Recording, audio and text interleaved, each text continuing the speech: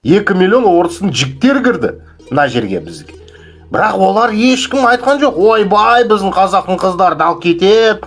Ешқандай не. Мен ғана шықтым, мен ғана 5 тәулікке отырдым, бірақ ешқандай шу болмаған. А енді Қытаймен андай қарым-қатынас жақсы болса, ойбай, қытайлар таптап кетеді дейді да.